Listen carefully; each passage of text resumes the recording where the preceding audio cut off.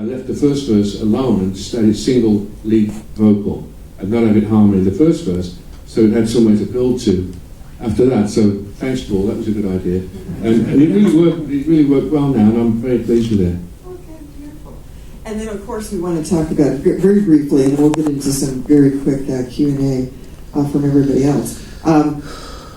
Mr. Blue Sky, the very best of ELO right here.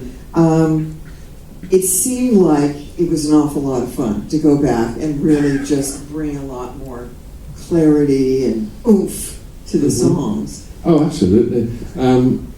I've been hearing them on the radio, you know, in the car or whatever, and going, oh, it didn't sound like that before. Somebody's been messing with it. And so anyway, I started listening more closely to the records, and I realised that I'd actually gone a bit too far with the tape in the day. Tapes, we used to use like 16 track, and it went 8 track to start with, and then it went up to 24 track. And I realised that I was really overworking these tapes because I wanted to overdub so much stuff. And even when it was full, I had to keep putting more stuff on, which meant mixing down those tracks and making them less, but the same amount of instruments but on less tracks, leaving myself a few more gaps to put some more harmonies on, or some more cellos, or whatever I wanted to do. And I think that's what ended up making the tapes a bit woolly. Overusing the tape is quite a bad thing. And that's what I think I'm trying to fix. That's what I have fixed, for sure. If you listen to it now, you'll find it's direct. It's in your face. It's you know, it just stands up on its own now. You don't just keep going, what was that? And what was that bit? Now it's clean and it's all there for you. And of course, the part of the documentary I have to ask about, you've got John Lennon, guest DJ, WNEW, playing Showdown. Where were you during this? I mean, did you hear it as it happened, or someone called you and said, John Lennon digs your stuff, man? Yeah. Actually, somebody did tell me that in the studio, the record plant in New York, and he'd been in there not long before, and he'd been talking about it, and it was a big thrill, you know, because that was a long time ago, 1974, yeah.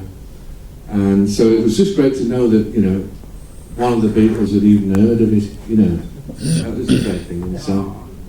It's a fantastic moment. Now, let's also talk a little bit about your work as a producer. Very quickly, we'll touch on this because in the documentary, you seem to be able to bring out the best in whoever you're working with. And to me, sometimes that seems like this can be intimidating territory because some of these are people that you've looked up to for years.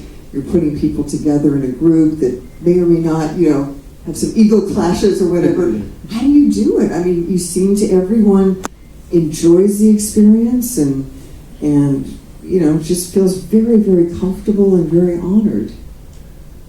You know, that's very hard the way that works because you're right. We've never had a session that wasn't completely amiable or amicable. You know, it's always been very easy to produce other people for me. I don't know why. I think it's like what Paul says.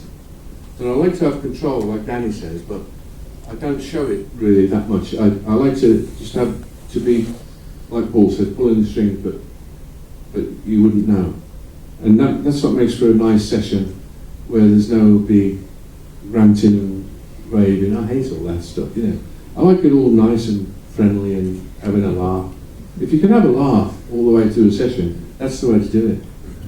Well, again, that's another special gift you have because I think that's the ideal way to get creative people to be as creative as possible.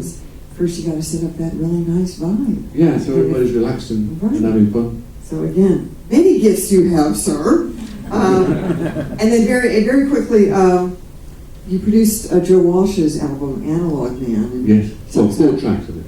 And he talks about he's an analog guy, you're kind of an analog guy. And tell me why you think analog is still pretty important to the recording process. Well, I think analog, you still need the